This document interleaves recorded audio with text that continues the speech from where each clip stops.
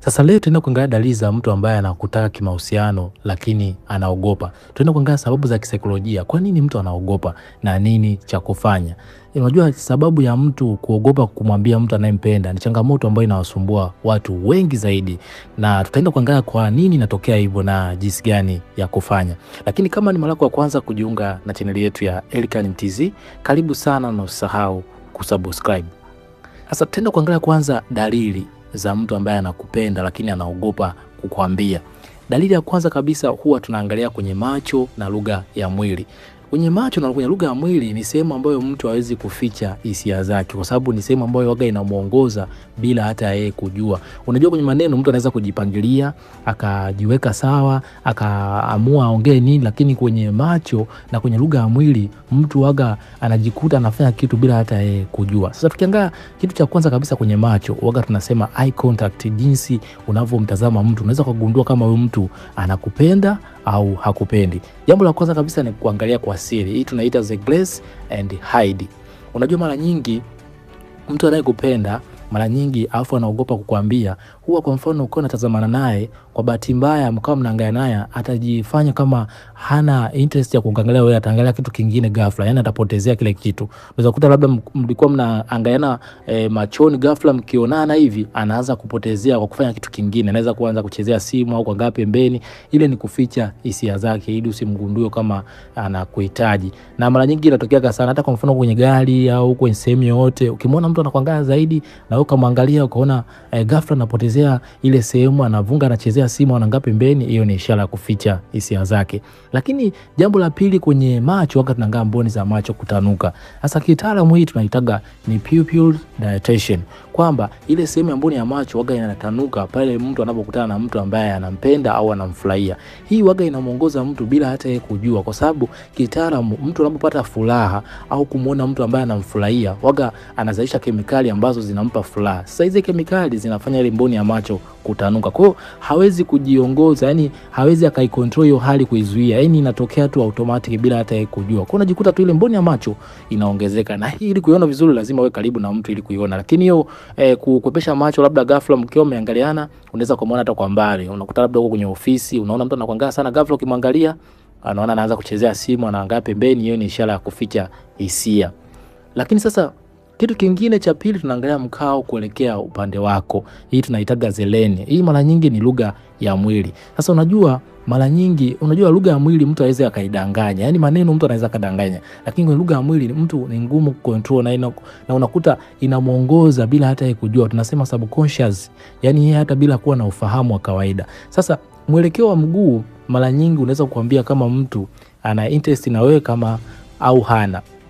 Sasa hii inakuaje? Kwa mfano ukiwa umekaa na mtu ukaona miguu yake imeelekea upande wako, hiyo ni ishara ya kwamba yuko na umakini mkubwa zaidi na anavutiwa zaidi na wewe, kwa sababu sehemu yote ambayo mara nyingi si binadamu toka zamani, sehemu ambayo mara nyingi ilikuwa inatupa hamasa au tumevutiwa nayo, mara nyingi tulikuwa tunaelekea huko. Hata kwa mfano ukitaka kwenda sehemu labda kutafuta kitu, miguu yako itaelekea upande huo. Huwezi kusema eti tunaenda labda kununua kitu dukani, miguu yako ikaelekea upande mwingine, lazima itaelekea huko. Kwa hiyo mara nyingi binadamu toka zamani, sehemu ambayo inatupa interest sisi, miguu yetu mara nyingi waga inaelekea huko. Kwa hiyo unaweza kukuta labda anaangalia pembeni, hata kama mko watu wengi, mwangalie miguu yake, angalia jinsi ilivyotazama. Kama imekutazama upande ambao upo, mara nyingi umakini na interest ipo ya hali ya juu kwako.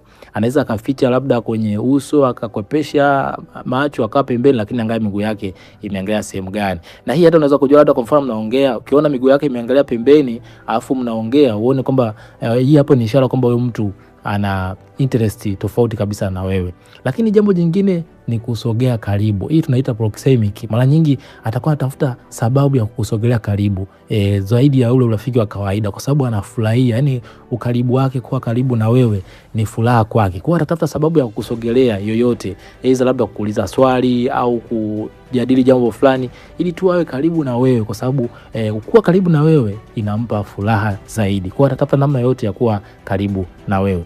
Lakini Jambo la tatu ni kujirekebisha. Hii tunaitaga pruning. Sasa kwa maana nyingi mtu yote ambaye amemuona mtu ambaye anamvutia, mara nyingi huwa anakuwa na ile hali ya wasiwasi ya kutaka kujiweka sawa. Ndio hapo mara nyingi unakuta mtu analamba midomo, anajishikashika nywele, kwa mfano kama kwa wanaume, kujirekebisha shati, kujiweka mkao mzuri, kujitengeneza ili tu aonekane nadhifu kwa yule mtu ambaye anampenda. Yaani kwa mfano ukimsogelea ukiwa karibu naye, unaona anaanza kubadilika, anaanza kujiweka sawa, anaanza kujirekebisha vizuri ili aonekane nadhifu zaidi. Lakini kwa mwanamke unaweza kukuta anachezea nywele, anajiweka sawa, kama kuna sehemu labda hajakaa vizuri, anajitengeneza vizuri ili umuone yuko sawa, yani yuko nadhifu zaidi ili umvutie au avutiwe na wewe, kwa sababu mara nyingi mtu ambaye anamuona mtu anayempenda mara nyingi anakuwa kama hajiamini, kwa hiyo anajitengeneza ili akae sawa zaidi ili wewe uvutiwe naye.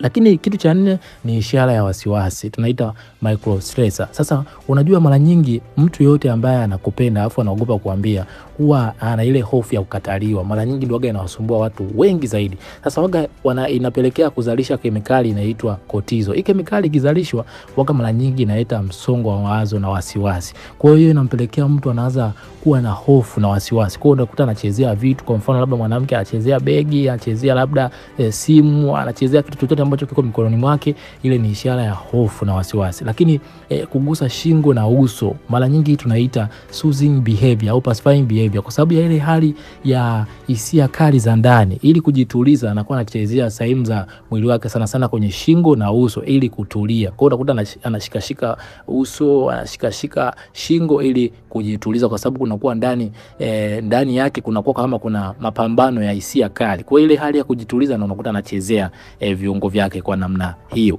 Lakini jambo la tano ni mirroring, kuiga mienendo yako. Sasa hii mara nyingi mimi ndio mwingine naita kama ni uchawi, kwa sababu mara nyingi yani unajikuta unaungana na mtu bila hata yeye kujua. Na ukitaka kujua mtu amevutiwa zaidi na wewe, angalia hii kitu inaitwa mirroring, kwamba mtu anakuwa na kuiga mienendo yako bila hata yeye kujua. Kwa mfano labda mmekaa, kwa sababu hii inatokeaje? Kwenye sehemu yetu ya ubongo kuna kitu kinaitwa mirror neuron. Inawaka zaidi pale ambapo tumemuona mtu ambaye tunampenda au tunavutiwa naye au kuna vitu tunaendana naye. Kwa mfano ukitaka kujua mtu mko connected naye au anavutiwa zaidi na wewe, angalia vile vitu ambavyo anafanya na wewe. Ukiona kama naye anafanya kama unavyofanya, basi huyo mtu mko connected.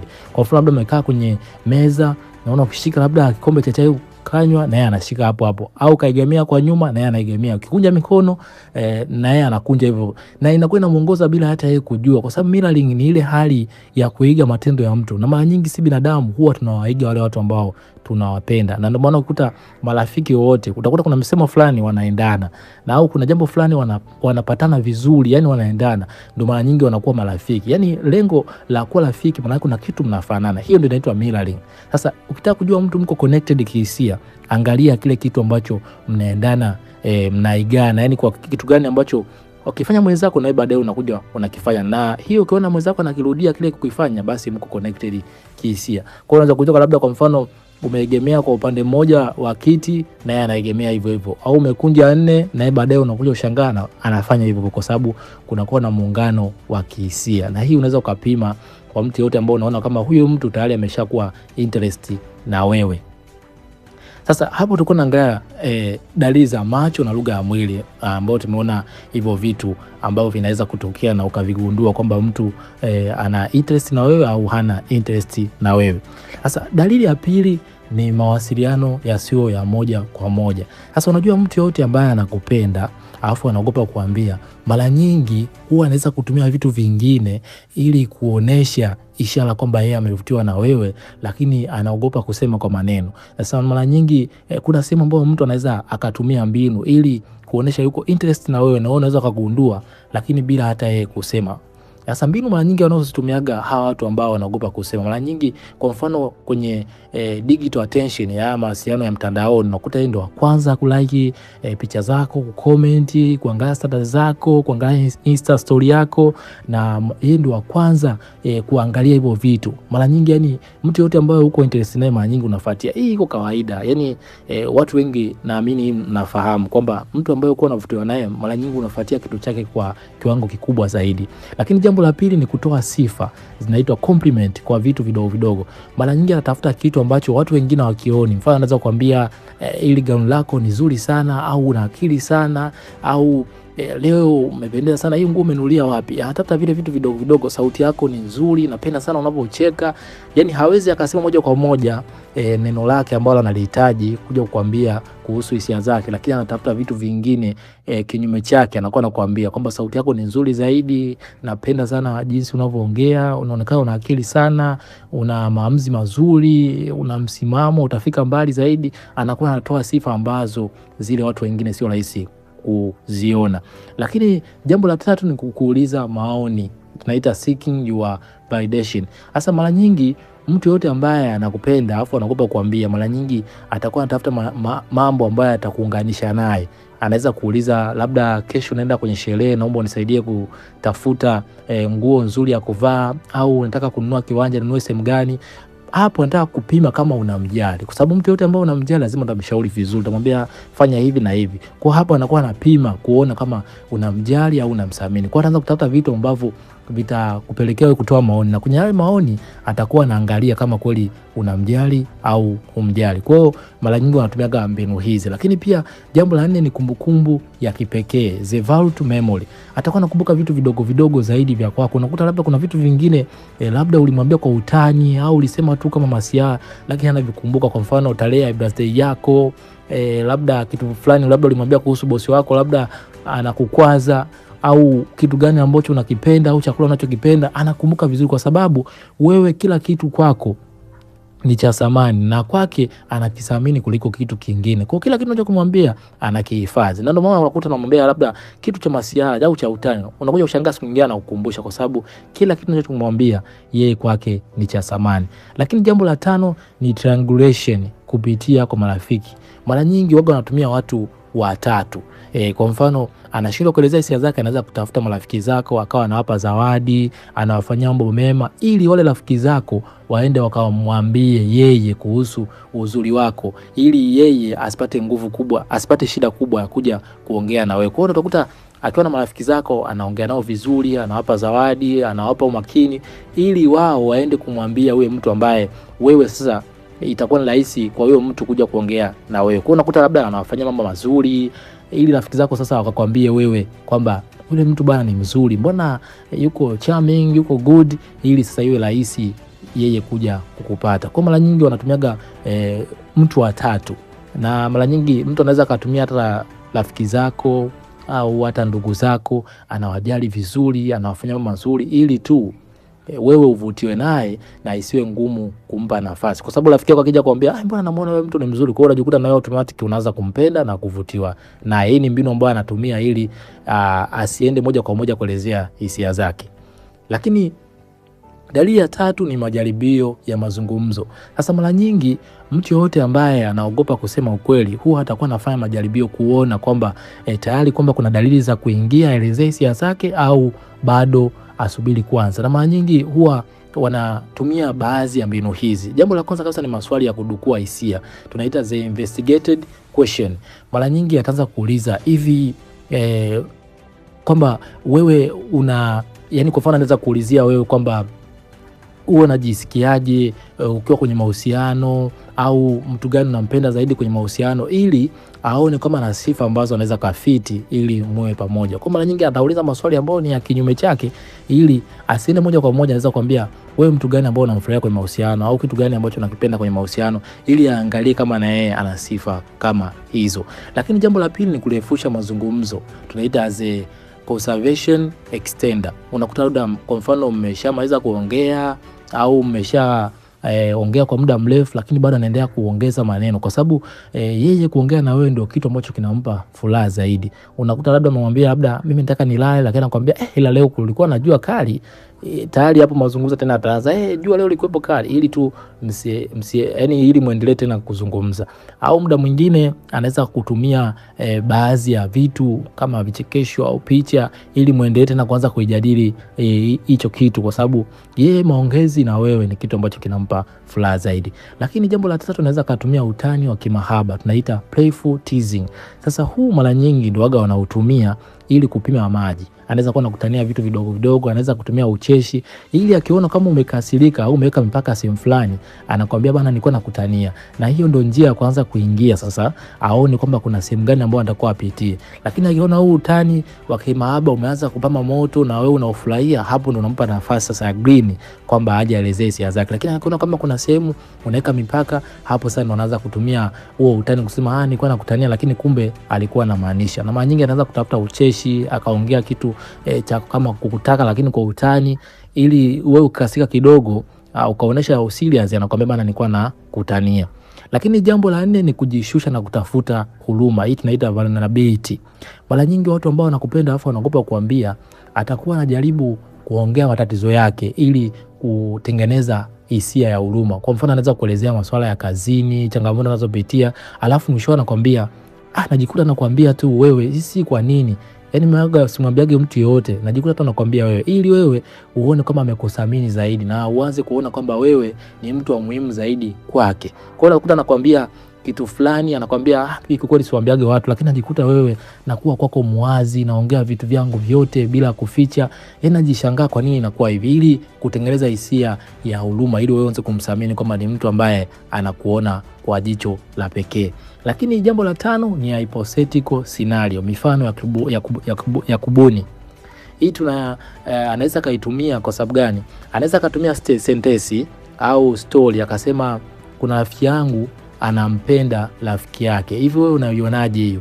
Ili wewe uanze kujibu, lakini ni yeye mwenyewe anapitia tu njia ya kuzunguka, lakini ni yeye mwenyewe, ili wewe uanze kuingia kuanza kuelezea kujibu. Sasa akiona kama umejibu vizuri, mbona ni jambo la kawaida kwa sababu si ni upendo, anaona kumbe na mimi nikipeleka hisia zangu kumbe hataweza kuzipokea vibaya. Kwa mara nyingi anatumia mifano kubuni. Anaweza kuambia hivi kuna rafiki yangu anampenda sana rafiki yake, lakini anaogopa kumwambia, hivi afanyaje? Kwa unaanza kucomment, anaangalia upepo wako. Sasa haya ni majaribio ya mazungumzo, yani anapima kuona wewe una mtazamo gani na utaamuaje kuhusu swala hilo.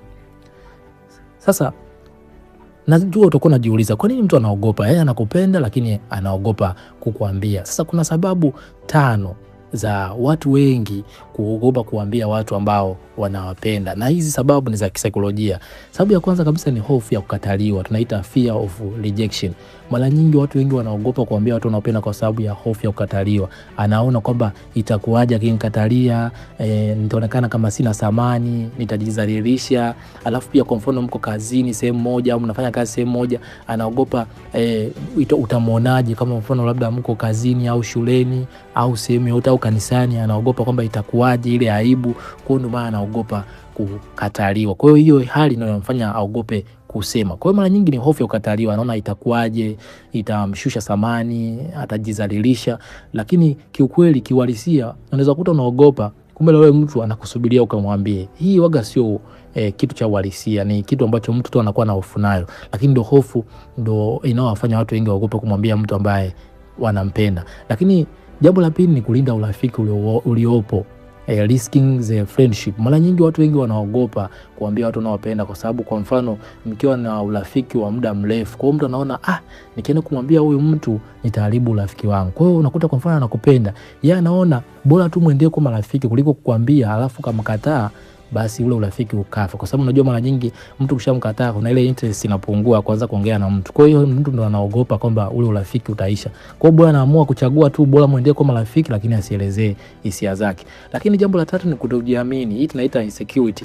Kwa mfano labda anaweza kuona labda wewe una level ya juu au watu wanaokuona unaongea nao labda ni wana hadhi ya juu, kwa hiyo anakuwa anajilinganisha nao, anaona yeye yuko chini, kwa anakuwa anaogopa kusema hisia zake kwamba yeye anajiona yeye ni wa chini, yani anajiona yeye hawezi kuwa na wewe. Lakini jambo la 4 ni majeraha ya past relationship.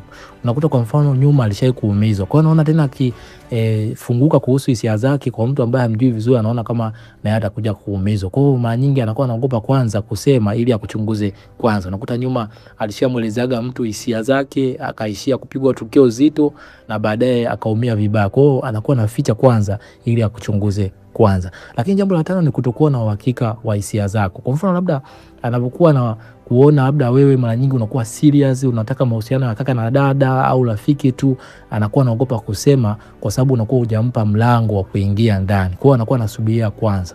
Unakuta labda mpiga story akianza kuleta labda utani wa kimahaba, labda kukusifia visiva vile vya kama anakutaka, au unakuwa serious, unakuwa mkali. Hiyo inakuwa inamfanya mwenzako anakuwa anaogopa, anakuwa anaona kwamba huyu hapa bado hajawa na hisia na mimi. Kwa hiyo hii inaweza kumpelekea mtu kuogopa. Kwa hiyo hizi sababu 5 ndio zinawafanya watu wengi. Unaweza kuta mtu mwingine sababu ya hofu ya kukataliwa, kwa zote zinachezea katika sababu hizi 5. Kwa nini mtu anaogopa kukuambia kuwa anakupenda, lakini unakuta moyoni anakupenda sana. Sasa je, unatakiwa ufanye nini? Kwa mfano umegundua mtu anakupenda lakini anaogopa, na umeshagundua kabisa baada ya kuzijua hizi dalili ambazo tumejifunza. Jambo la kwanza kabisa ni kumpa sifa. Watu wengi wanakosea, unakuta mtu anaona kabisa huyu hapa ananipenda na dalili zinaonekana kabisa kama tulivyojifunza, lakini anakuwa anamwacha mwenzake anaendelea kuhangaika. Sio wote wanaweza kuvumilia. Kuna mwingine anaweza akavumilia kwa muda akaumia, baadaye akakupotezea. Sasa kama wewe na yeye pia unampenda na uko interest naye, unaweza ukathamini kile anachokifanya. Unaweza ukamwambia kwamba napenda sana jinsi unavyojali, unavyonitafuta, ukao unamuonesha nawe kufurahia kile kitu ambacho anakufanyia. Lakini jambo la pili ni kutenga muda wa faragha. Kwa mfano labda nakuomba muonane au anataka sehemu wewe pamoja muongee, unaweza kumpa hiyo nafasi, kwa sababu hii hapo ndio kama green. Yaani mara nyingi ukimpa mtu nafasi ndio njia yeye kwenda kuongea hisia zake. Kwa mfano labda mkienda sehemu ambayo hamna kelele, mko wawili tu, maana yake yeye pia itamtengenezea ujasiri wa kukuambia kile ambacho anahisi. Lakini pia kuwa mwazi. Kwa mfano labda kuna kitu unakifurahia kwake, mpe dalili ya kijani, yani muoneshe kwamba na wewe pia uko interest na yeye. Yani furahia anachokifanya, muoneshe kwamba jinsi anavyokujali au anavyokutafuta au anavyokusifia ni kitu ambacho pia na wewe unapenda, na furahia jinsi unapokuwa mnazungumza. Yani uoneshe ile hamasa, na hiyo itampelekea yeye kupata nguvu ya kuja kukwambia hisia zake. Lakini kwa mfano ukiwa serious, unakasirika, huoneshi interest yote, basi naye ataogopa kuja kukwambia hisia zake. Lakini ukionyesha interest na wewe ukaonesha hamasa, ukafurahia kile anachokifanya, ukawa unamsifia, unasema napenda sana maneno yako au ucheshi wako waga unanifanya nafurahia. Yaani kitu kadogo tu unaweza kusema labda napenda sana unavyo nitania au na nifanya kila siku nakuwa najisikia furaha. Hiyo inamfanya mwenzako anapata nguvu ya kuendelea kuzungumza zaidi.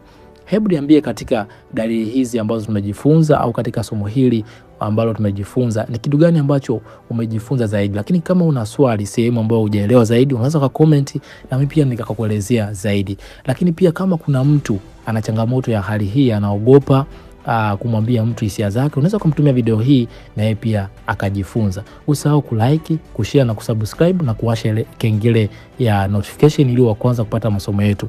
Mimi naitwa Elikhan Mtz, the head of the world. Tutakutana kwenye kipindi kinachofuata. Bye bye na uwe na siku njema.